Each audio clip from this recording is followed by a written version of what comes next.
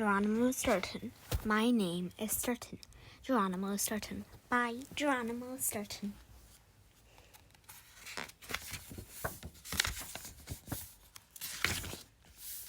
Geronimo Stilton, a learned and brainy mouse, editor of the Rodents Gazette. Thea Stilton, Geronimo's sister and special correspondent at the Rodents Gazette. Trap Stilton, an awful joker, Geronimo's cousin and owner of the store Cheap Junk for Less. Benjamin Stilton, a sweet and loving 9-year-old mouse, Geronimo's favorite nephew. My name is Stilton. My name is Stilton, Geronimo Stilton. I like to think of myself as a very normal mouse. I have the pretty normal job. I am the publisher of the Rodents Gazette. It is the most popular newspaper in New Mouse City. I like normal things like classical music and good books. I always wear a suit and tie. I don't like to stand out in the crowd. When I order a pizza, I'll take it plain. No anchovies, please. I don't like loud rock music. I don't wear clothes with polka dots or stripes or bright colors, and I will take a slice of bland American cheese over a chunk of jalapeno hot pepper cheese any day. As you can see, I like my life to be calm and peaceful. I know some people might think I'm plain or even boring. That may be true, but that is how I like it. So why am I telling you all of this? Let me explain. Too much work. Things were very busy at the newspaper office. I was working so hard that I had not had time to get my fur clipped in months. Something had to be done. Then I had a great idea. I decided to hire an assistant. I placed an ad in the paper, and hundreds of mice sent in their resumes. I read them all. One stood out from the rest. This is exactly the mouse I'm looking for, I cried. I called my scared secretary, Marcella. She came into my office. Marcella, please draw up a contract. Right away, I said. I have found the perfect assistant. It says her name is Pinkie Peck. She is young and smart, and she has excellent computer skills, and she is an expert on the latest trends. That is just what we need, a trendy mouse. Marcella frowned. Don't you want to bring her in for an interview first? She asked. I did not want to wait. Pinkie Peck sounded perfect. There is no need for that, I said. I have years of experience as a newspaper editor. I just need to look voted in the snap. Look if he or she will do a good job or not. I can feel it in my whiskers. She is going to be great. Of course, Marcella said. But are you sure? My whiskers never lie. I snapped. I did not want to argue. I was so sure I was right. A mouse in platform sneakers. The next day I woke up before sunrise. I had to get to my office early to catch up with my work. I brushed my teeth with cheddar toothpaste. Then I dressed and ran downstairs. My driver was waiting for me. I got into my car and we drove through the empty streets of New Mouse City. At 6 a.m, everything was peaceful and quiet, just how I like it. The driver pulled up in front of 17 Swiss Cheese Center. I walked in the building and headed down a long hallway covered with cheese yellow wallpaper. Then I opened the door. My office, stacks of paper covered the floor and desk. Cheese niblets. This is a lot of work. I screeched. Thank goodness my new assistant will be here today.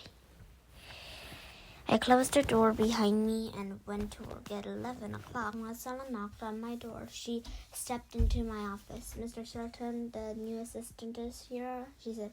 I think you should see her before she signs the contract. Yes, the contract, I said. I was so busy with work, I was not really listening to myself. But Mr. Stilton, I really think you should see her, Marcella insisted. I am very busy, I squeaked. I do not need to see her. Please take care of it for me. Marcella looked amazed. As you wish, Mr. Stilton, she said. I will get her to sign the contract. But you should know that she has a request. She would like 3 months' pay in advance. She says she has offers from other newspapers. I told her that a serious mouse like you would never agree to that. But it's up for you, of course. Yes, whatever, I said once again. I wasn't really listening. Marcella laughed, shaking her head. I thought I saw her smile slightly as she closed the door. That is strange, I muttered. Then I went back to work. A minute later, there was another knock on the door. I said I am very busy, I cried, not looking up from my work. Then the door opened anyway. A young female mouse stood there. She looked like she was about 14 years old. She had gray fur and a pointed snout. But it was her outfit that really got my attention. The first thing I noticed was her shoes. I could not believe my eyes. Her shoes were enormous. They were shocking pink high-top sneakers with big see-through platform soles. Inside the platform, pink plastic fish swam in water. A bright light flashed on and off, illuminating the fish. The rest of her outfit was just as ridiculous. She wore bright green leggings under her large yellow sweatshirt. Swiss cheese hordes dotted her shirt. And that wasn't all. She had a clear plastic backpack on her back. A diary covered in fake cat fur dangled from the backpack strap. It was shocking pink, just like her shoes. Papers and photos stuck out from the pages. It was clamped shut with a big lock shaped like a cat's head. I had never seen anything like it. Her clothes were so bright, I wished I was wearing sunglasses. My name is Pick. My name is Pick, the brightly dressed mouse yelled. That's nice, little girl, I said, going back to my room. My name is Geronimo Stilton. If you are looking for the office of Minnie Mouse Magazine, the publication for young mouselets, you're in the wrong place. I am not looking for Minnie Mouse magazines, she said. I told you, my name is Pick. The name sounded familiar, then I remembered. Pinky Pick was the name of my new assistant. Are you looking for your mother? I said, because I am waiting for her too. She's going to start working for me today. The little mouse leaned over my desk. Her eyes glittered. Now I am going to start working for you today. She said, my name is Pinky Pick. I'm your new assistant. Get it, boss? Nobody had called me boss before. I don't believe it. Not one bit. What's the problem, boss? Platform sneakers, boss, my new assistant. I stammered. It could not be true. That's right, she said, shooting back and folded her arms. But you're so young, I squeaked. For your information, I am already 14, she said calmly. I shook my snout. That is too young to start work at a newspaper. That's what you think, she said. She held up one shocking pink foot. I wear size 12 shoes. I bet my paws are bigger than anyone on your staff, bigger than yours even. I don't care what your shoe size is, I replied. When I was your age, I was playing with my teddy mouse, not working on a newspaper. Pinky Pick shrugged. It's not my fault you didn't have any goals back then. Cheese nips. This little mouse was starting to get on my nerves. Listen, young lady, I said, I need a true professional to be my assistant, not a little mouselet like you. Now, please run along." But Pinkie Pig did not leave. Instead, she sat down in the chair in front of my desk. "So why did you hire me?" she asked softly. "Hire you?" I cried. "Why would I hire someone like you? That's ridiculous." Pinkie smiled. She pulled a piece of paper out of her backpack and waved it in front of my snout. It was a contract made out to Pinkie Pig. And there was my signature, Geronimo Stilton, right on the bottom. "You see, boss," Pinkie said, "you are so busy you don't even know what you are signing. That is why you need a good assistant like me." "Mausala!" I screamed. My secretary scurried into the office. She had a little smirk on her face. "Yes, Mr. Stilton?" she asked. I grabbed the contract from Pinkie Pig. "Why did you let me sign this?" I asked. "You should have told me she was only 14. "Why, Mr. Stilton, I tried to warn you," Marcella said in a smooth voice. "But you told me your whiskers never lie, and that you're very busy, and—" Yes, I moaned. I had said all of those things while we were just have to start again. But put another ad in the paper. Pinkie Pig jumped up. She unclipped her big diary and slammed it in my desk. "Let me help you out, boss," she said. "Just tell me what you need." "What's the problem?" I sighed. Of course, I could not take this letter now seriously, but I did have a problem. "I'm sure you can't help me," I said. "I have to find information on a very rare cheese for an article I'm writing. I don't even know what it's called. It is made in a small village in the Bosser Forest. I need to know how it is made and how much it costs." Pinkie Pig grinned. "Leave it to me, boss," she said. "I can find anything on the net. I'm a regular cheese whiz when it comes to the computer." She sat down in front of the computer and grabbed the mouse. I didn't try to stop her. Something told me she wouldn't take no for an answer. An impossible interview.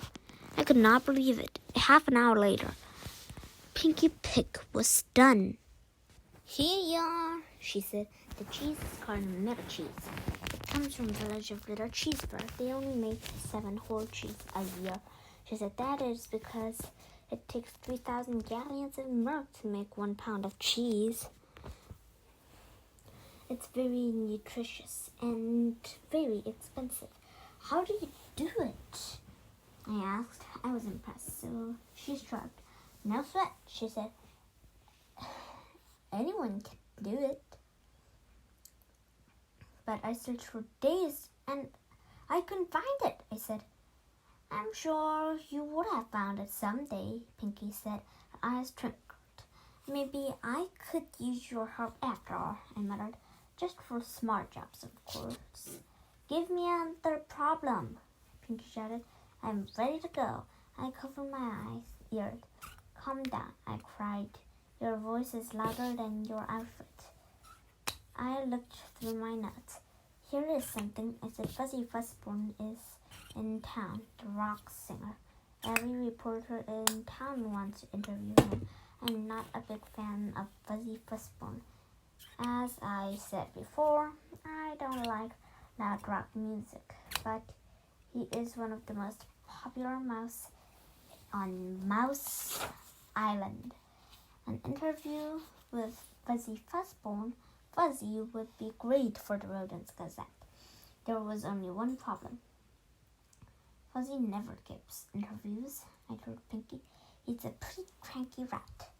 Not even you would handle this one. No one can." "I will find something else," but Pinkie had already strapped in her inline skates. She pushed off my desk and zoomed towards the door. "One interview coming up," she cried. I tried to jump out of the way, but there was no time. That little mouse skated right over my tail. Tricks for the trade. Pinky skated in 2 hours later. "There's your interview, boss," she said. "I even took a picture of him." I was shocked. "But Fuzzy Fuzzbone never gives interviews to anyone." I squeaked. "How did you do it?" Pinky sat down. She plopped her big platform sneakers on my desk. "Take your fishy footwear off my desk," I cried. All right, Pinky said, lowering her paws. "Don't get your first frazzled, boss. Don't you want to read the interview?" To tell the truth, I wanted to read the interview very badly. An interview with Fuzzy Fuzzbone? What a scoop! But I didn't want Pinky Pig to see how excited I was. She might get the wrong idea. Like that he actually wanted her to be my assistant. Pinky winked at me. "Let me tell you all about it, Uncle Geronimo," she said.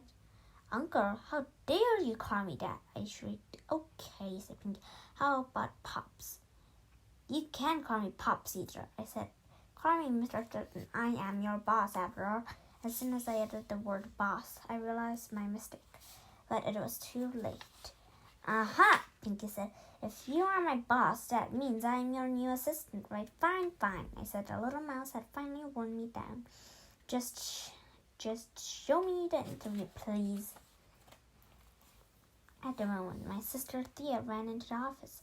Thea is a special correspondent for the Rose Gazette. She knows everything that happens in New Mouse City. Thea ran up to Pinky and shook her paw. "Good job, kid," my sister said. "I heard about the interview with Fuzzy.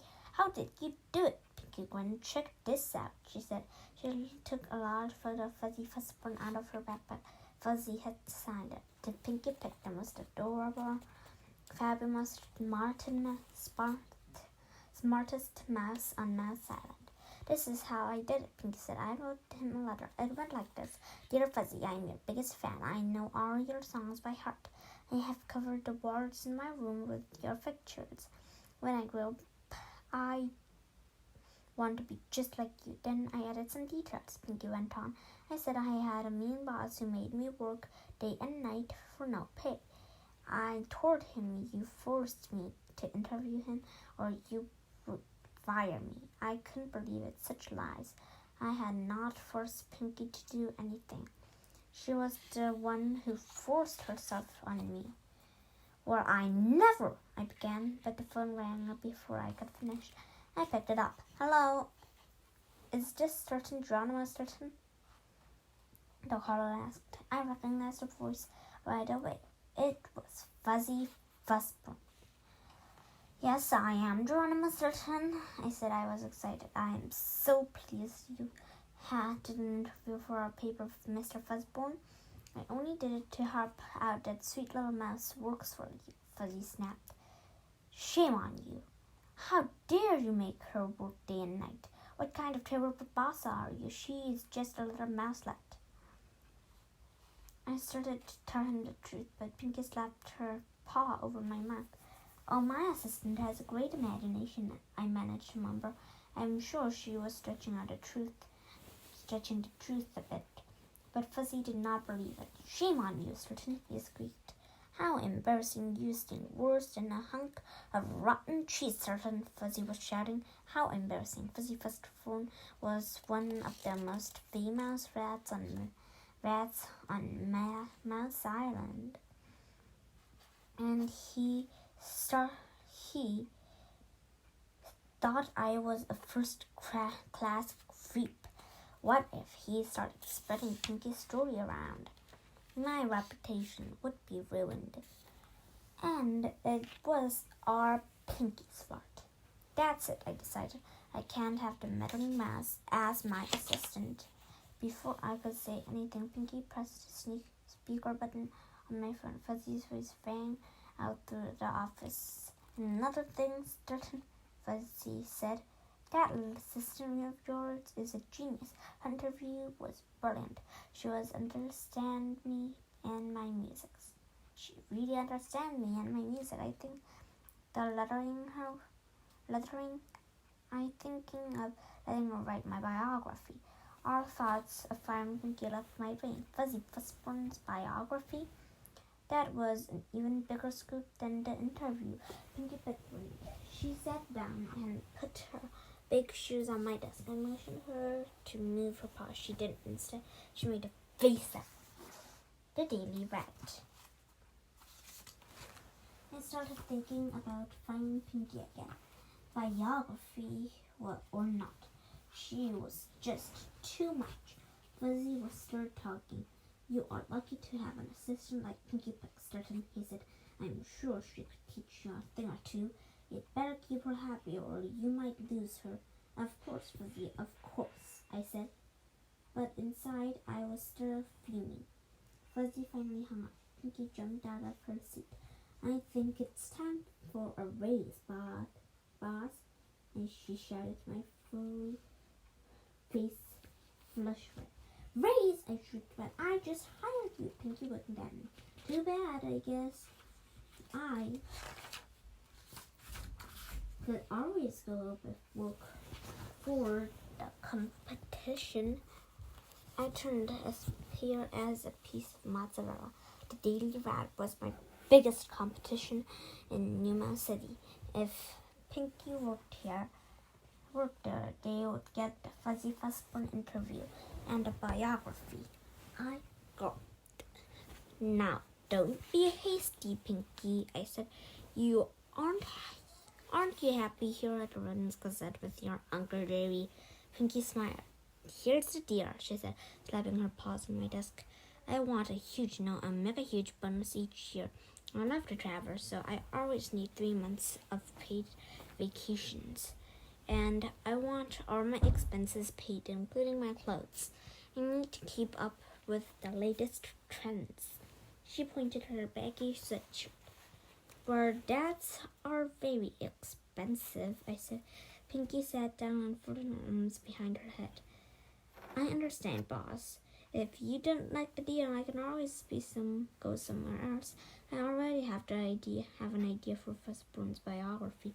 Pinky's gaze moved to the top of my desk. A copy of the Daily Rats stared up at us. I would not let them scoop me with the Fuzzy Fuzzburn story. I could not let that happen. Whatever you want, Pinky, I said. Whatever you want. The assistant's assistant. So it was all settled. Pinky Pick was my new assistant. The Riddles Gazette was going to get the Fuzzy Fuzzburn interview and biography. I arrived at my office early the next morning, ready for a calm and peaceful day. But I had not even finished my cheese pastry when Pinky Pick burst through my door. I have news, boss, she screamed. News about Fuzzy? I said hopefully. No, there is more news, she said. Come on, ask me what it is. All right, Pinky, I said. What is it? Pinky moved to one side. Ta-da, she shouted. A small female mouse stepped out from behind Pinky. She looked like she was about 14 too. Who are you? I said. My name is Mary Melody, she said shyly. Shouldn't you be in school? I asked. Pinky laughed. It's Christmas vacation. There is no school. By the way, this is Mary, my new assistant. Assistant? I shouted. Who said you were allowed to have an assistant? Pinky did not answer. Instead, she unhooked the big diamond from her backpack. She opened it up to reveal a built-in calculator. She said, punching numbers. When with Mary's help, I could write Fuzzy's biography faster. I could do it in 1 month instead of 2. A cheesy scene's diary. Pinky had my attention. Of course, it was ridiculous for an assistant to have an assistant, but if Fuzzy's biography could get done faster this way, all right, I said. But how much will your assistant cost me? Pinky whispered a number in my ear. Holy cheese, I cried in harm. I could buy a lifetime of surprise of cheddar with that kind of money. When Pinky whispered something else into my ear. What? I asked. How much did Daily Rat offer you? I had no choice. I had to hire Mary or lose Pinky and Fuzzy Fuzzbone to the daily rat. The morning had been too exciting for me. I wanted to forget about Pinky Pick just for a little while. So later that day, I called a meeting of my staff at the publishing house. I asked my sales manager for a report. We need to make my new products. Shift T pause said. Something modern, something exciting, something for today's youth. From behind me, a smart voice said, "No problem, I have lots of ideas." I cringed. Pinky Pick ran into the room, carrying a stack of papers. "How about a diary with cheese-scented pages, a series of biographies on rock sounds, or a backpack on beards?" she asked. "And here's the best idea of all. We should publish a magazine for young mice. We can call it For Kids Only. And I think the right rodent for the job is me." "How could you?" My staff gobbled up Pinky's ideas like hungry rats at an all-you-can-eat cheese bar. I had to admit, her ideas was all pretty good. We started production on everything. The cheese-scented diary, the magazines, it are sort of like crazy. I started to think that hiring Pinky Pig was not such a bad idea after all. Sure, she is loud and pushy and wears ridiculous clothes, I told myself, but she knows how to make money for this company. So I had a smile on my snout as I walked into my building a few days later. I opened my office door and stepped inside. For a second, I thought I'd come through the wrong door. The room looked like Pinky's office. But then I saw my desk, my papers, and cheese-shaped paperweights. "Cheese nibblets!" I shrieked. "Pinky, what have you done?" My lovely mouse gray walls fin splattered with paint, lines, squiggles, and doodles in bright colors, and the colors stared back at me. Red, blue, yellow, green, purple, and pink. Shocking pink, of course. Pinky ran into the room, waving a spray can. "How do you like it, boss?" she asked. "I did it for free because I like you.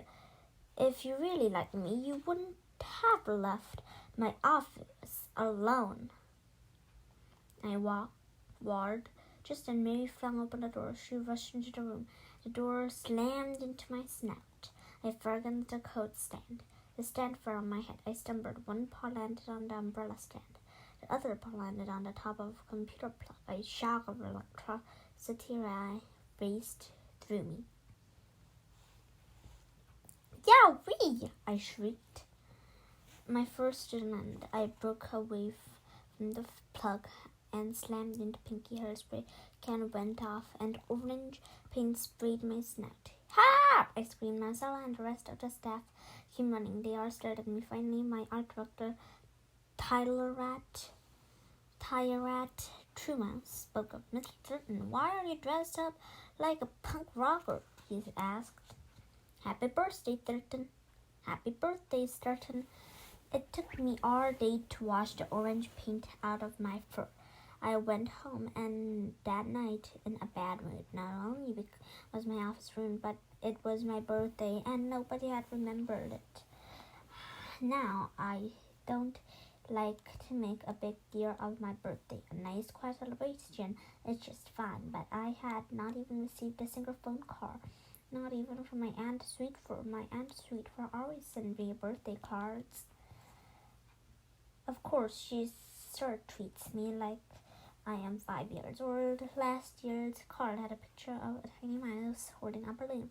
It said, "For my sweet little cheeselet." It was though that counts. It's the thought that counts. I was not in no hurry to get back to my empty mouse hole, so I walked home. First, I passed the newsstand. Copies of Pinky's new magazine were stacked on every shelf. Then I passed a bookstore. She sent a diary for the window display. Normally, the store stacked my best-selling books in their window, but it seemed they had forgotten about me, just like everyone else did. I sighed. A few minutes later, I slumped off the stairs of my building. Slumped up the stairs of my building. I unlocked my door and pushed it open. Suddenly the lights came on. "Happy birthday, cheesecakes!" I squeaked. I jumped back. I hate surprises.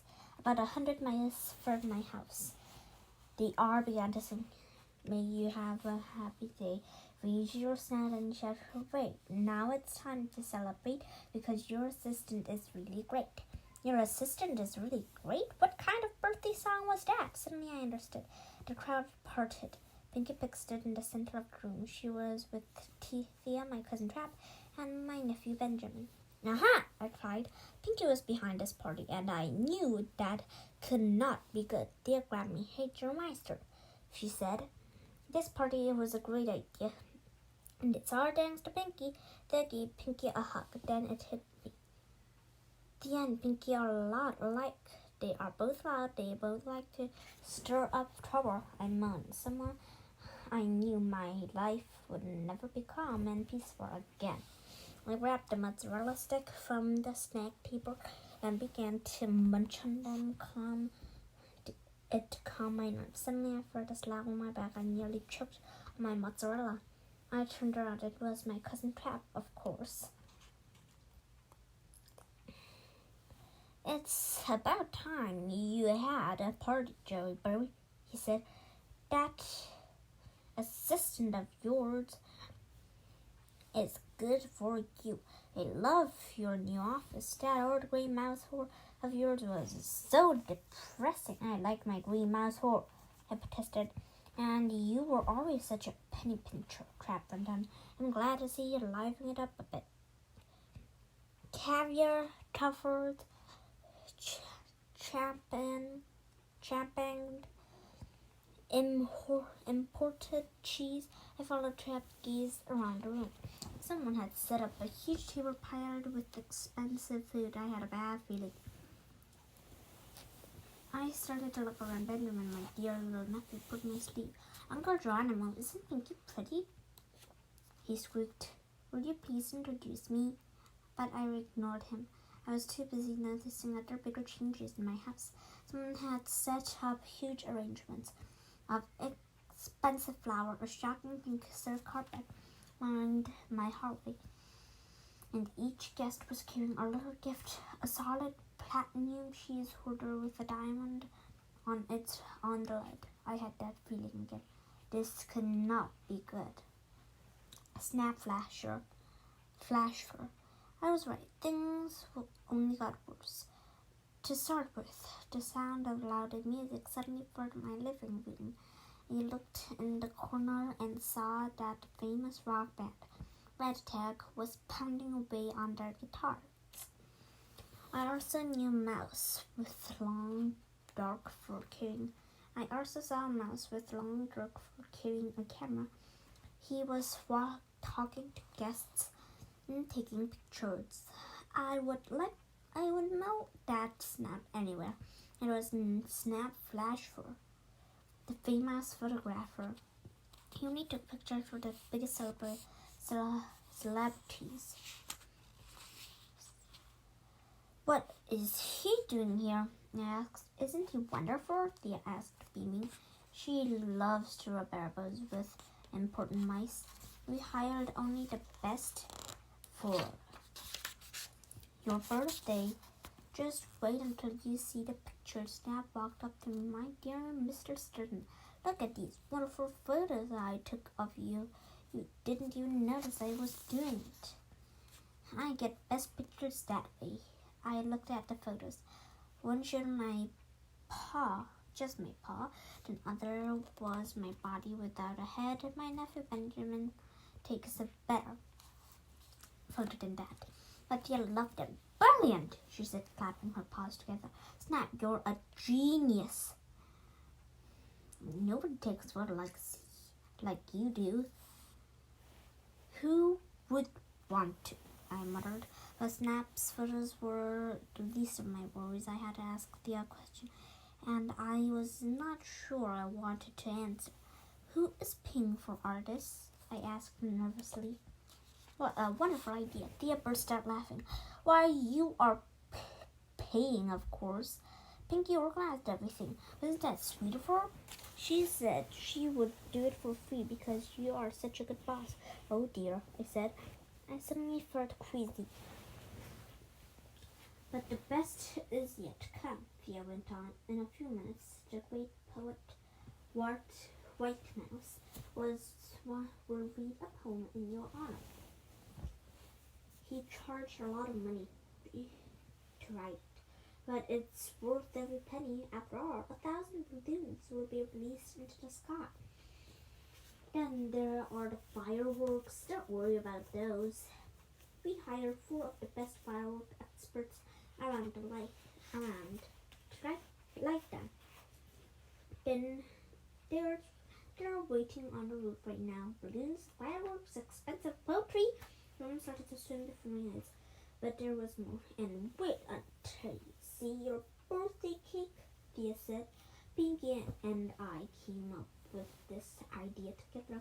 We're so much alike, aren't we? Anyway, the cake has 10 layers.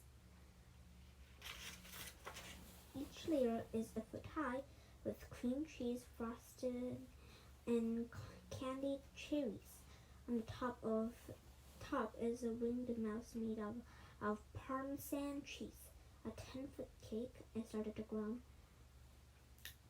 We had such a hard time trying to get someone to bake it for us, Thea continued. But Pinky and I said only the best for our Geronimo.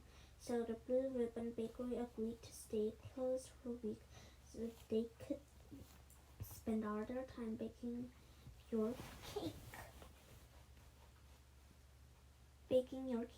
It took 20 bakers working day and night to finish it. I sat down on the couch. My head was spinning. I could barely breathe. In my head, I started adding up everything would cost.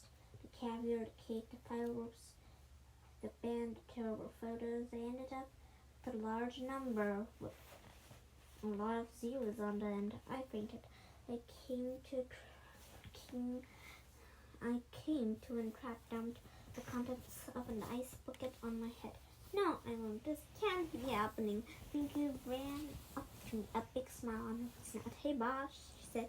Did you like your party? I can honestly say that this is a birthday I will never forget. I whimpered. I stood up, brushing ice cubes off my fur. Did you tell him yet? Thea asked Pinky.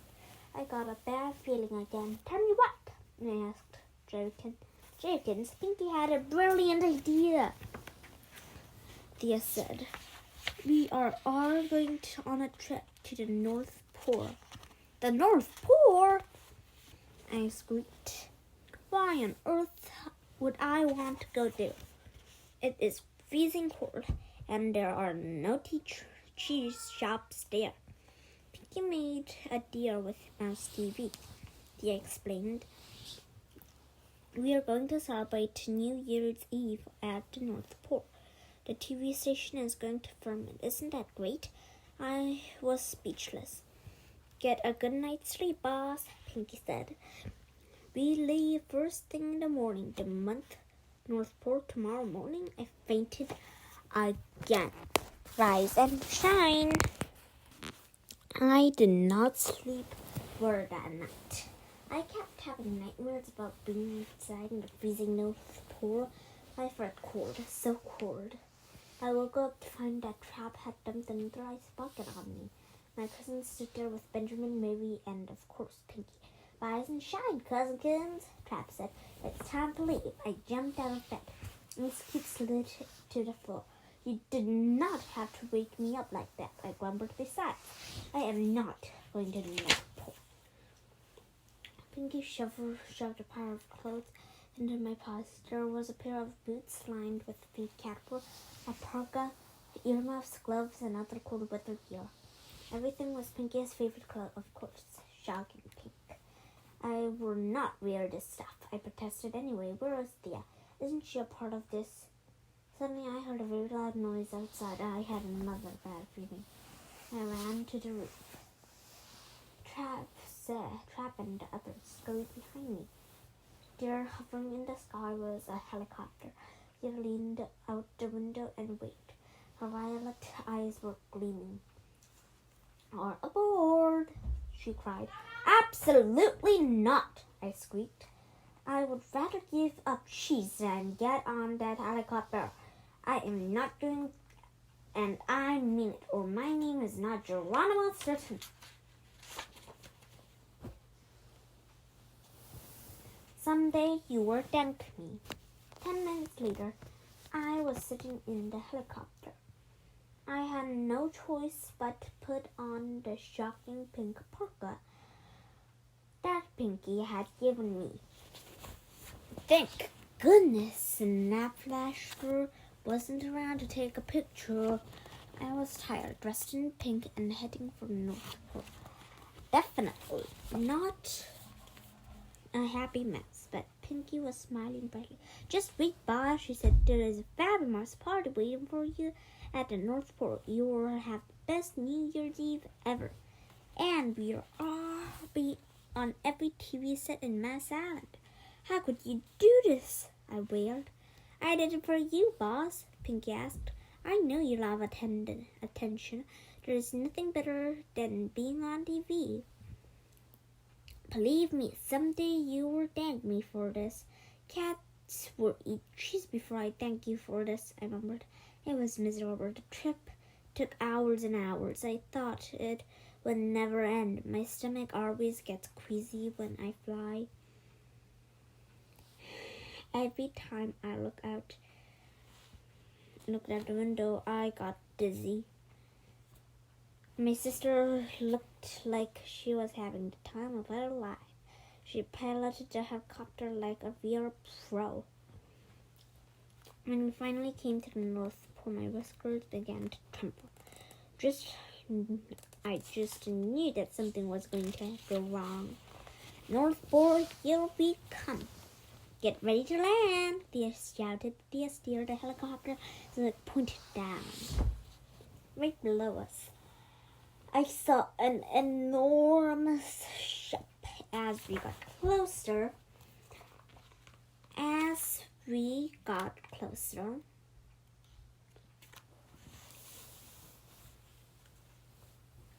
I saw it was an enormous icebreaker.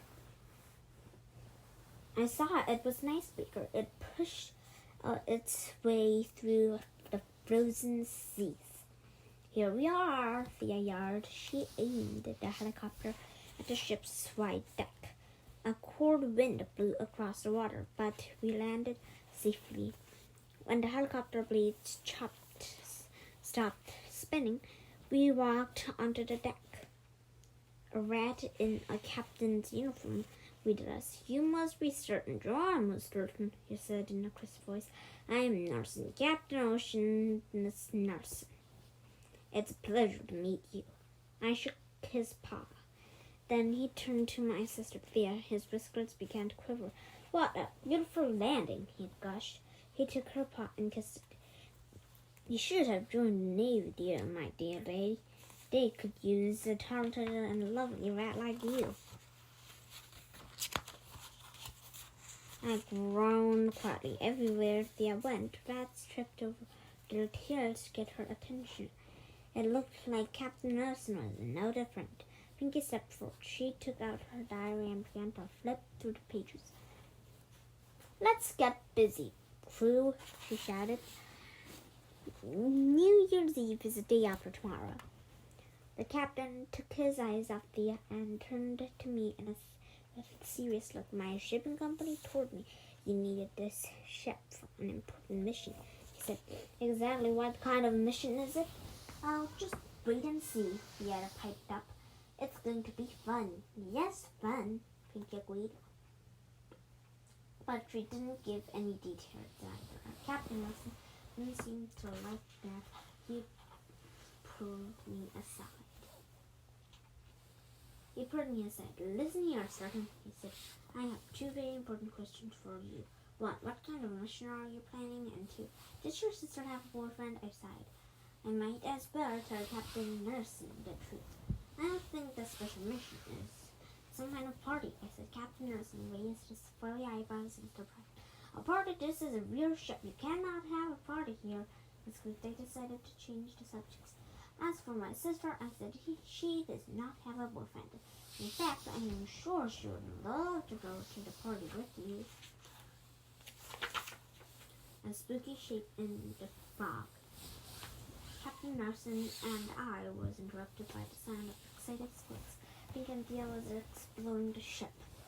We should have a party in there, Thea was saying, walking around the large galley. Right, said Pinky, and she began pointing around the ship. The food tables will be here. We'll have a lot because I'm expecting 500 guests, maybe 1,000 even. Then Pinky walked over to a door with a plate that read Captain Nelson's office. Perfect, she said. The rock band can go in there. Captain Nelson turned the pair. I felt sorrowful of him. I knew just how he felt. I decided to leave Pinky and Thea to get their plans. I walked up on deck. The air was bitter cold. I was glad to be wearing my parka, even if it was pink. I leaned over the railing and gazed out across the water. White foam capped the waves like fluffy whiskers. It was rather beautiful. The sun was setting, streaking the sky with a lovely shade of checkerboard. Made the trip would not be so bad after all. Then things suddenly grew dark. The ship had sailed into a misty gray fog.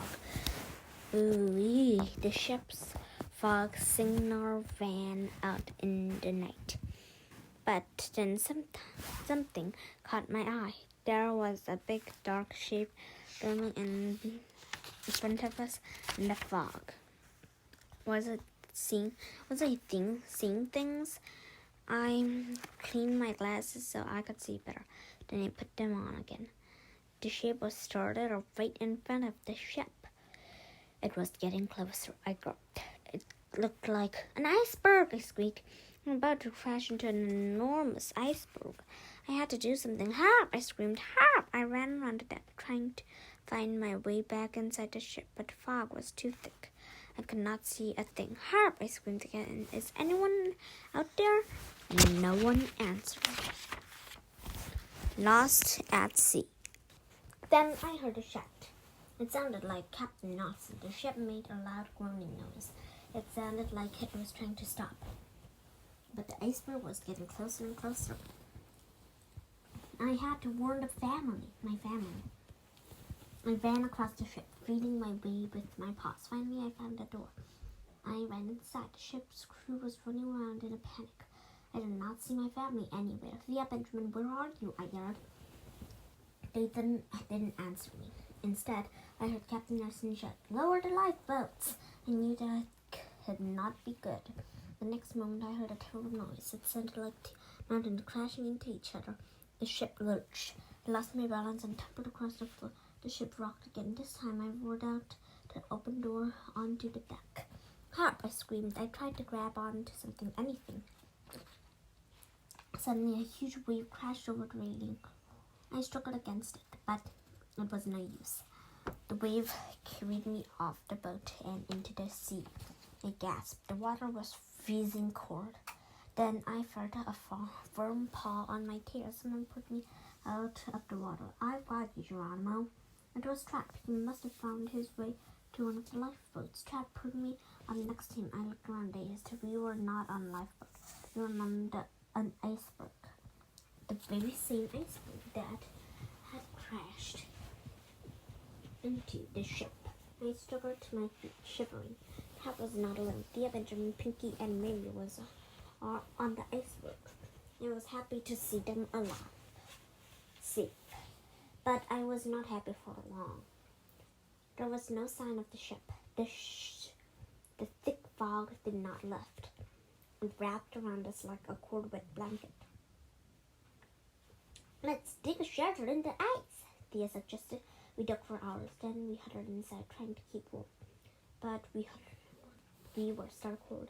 Icicles dripped from my whiskers. Besides being cold, we were hungry too. The drop kept making things worse. Wouldn't a hot cheese pizza be delicious right now? He said, licking his snout. Or maybe a grilled cheddar sandwich. Or a triple decker creamy cheesecake. Or maybe Trap went on and on for hours. I was so hungry. I wanted to eat my socks. We were lost at sea all night. I was so hungry. I wanted to eat my socks. The next morning, I was shivering and daydreaming about cheddar cheese when I heard Benjamin shout, "Look, Uncle, it's a helicopter." We crawled up of the shelter. Benjamin was right. A helicopter flew into the distance. The writing on it said Red Mouse TV.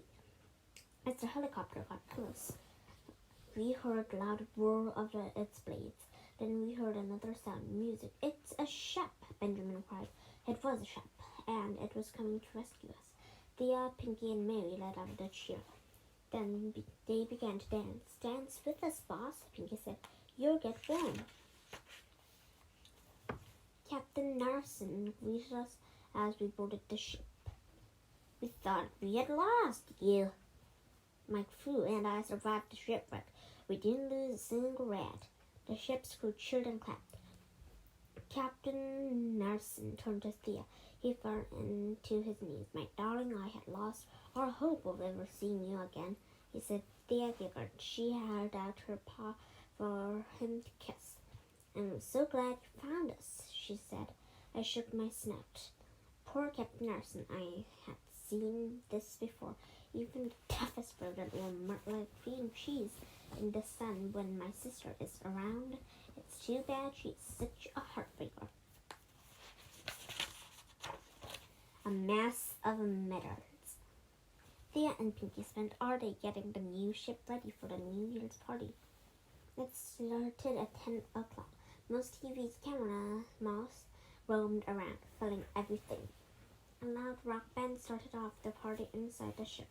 I went out on deck to get away from the noise. Captain Narson walked up to me. He was wearing his dress uniform. It was white and shiny as a fresh bar of mozzarella. A mass of shiny metal was pinned onto his chest. "How is everything going, Stilton?" he barked loudly. "Just fine," I said. "Is a little peace and quiet too much to ask for?" Narson looked around the ship, smoothing his whiskers. "This ship is quite nice," he said. "Not as nice as mine, though." "It must be hard to lose your ship," he remarked. Captain Narson shrugged. "I have insurance," I said. Then Thea walked up to us. Captain Narson's voice suddenly became as sweet as cheese lollipop. "My darling, you look beautiful," he said. "Even more beautiful than the moon in the sky." "Why, thank you, Captain," Thea said. "You look very smart yourself." Captain Narson beamed. "Do you think so?" he said, puffing out his chest. "I do have a few medals. I got these. One for saving a submarine during the Cheddar Wars. This one is for the bravery in battles, and this one," Thea squealed with delight. "How fascinating," she said. "You must tell me everything." I groaned. I could not wait for the party to be over. New Year's Eve at the North Pole. I could not decide what was worse, listening to Captain Narson's sweet talk, or listening to loud rock band. I did not like noise. I did not like music, but above all, I did not like New Year's Eve. Every year I get dragged to a noisy crowded party. All I really want to do is to spend a quiet evening at home. I like to curl up in my pod chair, watching a romantic movie and nibbling on cheese crisps. But it was far from home, I decided to go back inside and see what was happening. Pinky stood close to the bed, screaming, "Louder, louder!" Then Captain Arson came in and began to dance. Pinky started dancing with Benjamin. Everyone looked very happy. Then I heard a small voice behind me. "Happy birthday, boss! Happy New Year, boss!" I turned around. It was Mary. She looked a little bit sad. "Why aren't you dancing with others?" I said. Mary looked down at the floor. "No one has asked me to dance yet." She screamed softly. "Really?" I said. "A charming little mouse like you." Mary frightened. "Do you really think I'm charming, boss?" she shrieked. "Really?" "Of course you're charming," I said. "You're very charming, but a little too loud at times." Poor Mary was so unhappy now. I knew what I had to do. "May I have this dance?" I asked. Mary squealed with delight. Then we scurried onto the dance floor.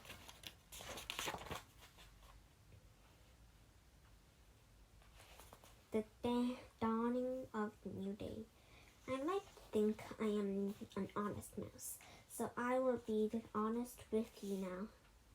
I was sure I would have a terrible time at the party. I thought the loud music would burst my eardrums, or that I would sprain my paws dancing. But I had a wonderful time. I really let my fur down.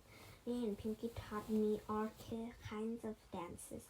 We danced to hip-hop and disco music. We swayed to salsa, and the merengue. We even slam danced to loud rock music. I discovered that potato chips dunked in ketchup are delicious, and that temporary tattoos can look very stylish. Pinky did want me to get my hair pierced, but I refused. I do have my limits. The Mice for Mouse TV had organized a tango dance competition. The last couple to have dance floor with would win. Mary and I entered the contest together. We danced the tango for 8 hours straight. In the end, we were the only mice left standing.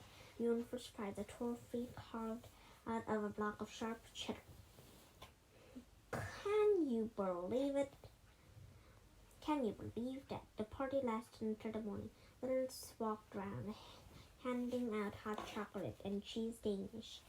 We all walked out and went on desk out and back to watch the sunrise. It was very moving. For me, it felt like the dawn of a new day, a new year, maybe even a new life. Back at the office, when we got back home, I felt like a new mouse. I was no longer the same plain old Geronimo Stilton. I had changed.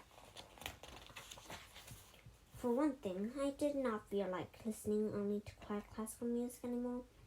When I hear a rock song playing, I find myself humming along with the tune. For another thing, I found that I did not like my wardrobe anymore. Yes, it was expensive. I had lots of wool suits and gold buttons and cashmere sweaters. But now they did not seem as free and comfortable as a simple pair of jeans. I looked at my closet and frowned. There was a neat row of mouse green shirts and a rack of tasteful pies from my Aunt Sweetwood. She gave me a new one every Christmas. Last year's tie had tiny paw prints on it. Everything looked so boring now. I had to do something, and I need just a mouse to help me. I called Pinky. "I need a favor," I said. "Will you go clothes shopping with me?" Pinky did not say anything at first. I thought I heard her giggle. "Okay, boss," she finally said. "Give me 10 minutes and bring plenty of money." We shopped until we dropped our afternoon. I bought all kinds of jeans. I bought dark blue jeans, faded jeans, and acid-washed jeans, and black jeans. I bought high-cut, low-cut, boot-cut, and baggy jeans. I bought jeans with buttons, zippers, and laces, but that wasn't all. With Pinky's help, I bought a denim jacket to match every pair of jeans. I bought wide belts and skinny belts. I bought baggy t-shirts and baggy shirts. This the finishing touch. You are almost perfect, boss, Pinky said. You just need one more thing. Pinky took me to a fancy shop that only sold sunglasses. Cheese nips. I had never seen so many pairs of sunglasses in my life. I tried on 103 pairs. I counted. Pinky gave me her opinion to every pair. Not those, boss. Those make you look like a clown. Not those. They make you look like a crook. Those make you look silly. Those make you look cheesy. Pinky finally threw up her paws. I give up, she shouted. You are hopeless. A hopeless kids, boss. You've got the wrong snout. Wrong snout? I asked, insulted. What do you mean? The sales clerk walked up to us. Yes, you do have a rather unusual snout, she said. Perhaps my sunglasses are not for you. You are a bit old for them. Ouch, that comment hurt, but Pinky did not give up. Try these, boss, she squeaked. I think I found a perfect pair for you. I looked in the mirror. Then they were perfect. I could not wait to show off the new me. I found a perfect pair for you, turning over a new leaf. Marcella did not recognize me when I came into the office the next morning. Mr. Stilton? She asked, puzzled. Are you going to a costume party? I ignored her comment. I opened my office door and began to squeak loud. Everything here has got to change, I shouted. I need new furniture. No more boring wood. Maybe steel or glass. No plastic. And white clothes to match the walls. Red, orange, purple, yellow, and pink. Yes, pink. I walked around the office, measuring and planning. In that corner, I want a soda and snack machine and a widescreen TV with a video game player over there. Marcella scribbled notes onto a pad. Yes, Mr. Stilton, she said quickly. I'll arrange everything. She started to walk away. I'm not done yet, I shouted after her. I want a stereo, an enormous one, with giant speakers. I want to make my eardrums vibrate. For kids only. I left my office and walked up to the next floor. I knocked on the door marked for kids only. I could hear squeaks and giggles coming from inside. The door opened and I stepped in. The room had walls streaked with bright colors and 5 or 6 desks covered in stacks of paper. All of the computers had animated screensavers, flying chunks of cheese, screaming rock singers, and whirling colors of a fur-raising rock song. A fur-raising rock song blared from the stereo. It was Fuzzy Fartsworn's latest hit. I could not help myself. I started dancing on the spot. Pinky waved at me and turned down the volume. Hi there, boss, she squeaked. Ray and the other young mice on the staff ran up to me. They all had a copy of the magazine in their paws. This is the new issue of For Kids Only, Mary said proudly. Look, Fuzzy Fuzzborn's on the cover. You have forgotten about the concert tonight, have you? Of course not, I said happily. I picked out an outfit to wear this morning. I've got a t-shirt with Fuzzy's face on it. I think it's not your rock, boss, she said. You used to be so boring, always with your fur and frazzler, but you really loosened up. Good for you. Dear boss, this morning I got this email. Hi, boss. It's Pinky and Mary here at the keyboard. We are using our mouse, of course. Our mission is accomplished. You are a brand new mouse. You have a new wardrobe, a new life. No girlfriend yet, but we are not new girls. Boss, LOL. And we both have something we have always wanted. Our own magazine. We are 14 and we rule the world. What could be better than that? By the way, we still need to talk about our payment, or should we say our raise? There are 2 of us after all. Wait until you get our fur. The fur will probably turn white with shock. Speaking of white fur, we thought we should tell you that even though you are pretty cool, you are still old. Maybe you should take up a nice quiet hobby like collecting cheese rinds. TTFN, Pinky and Maybe.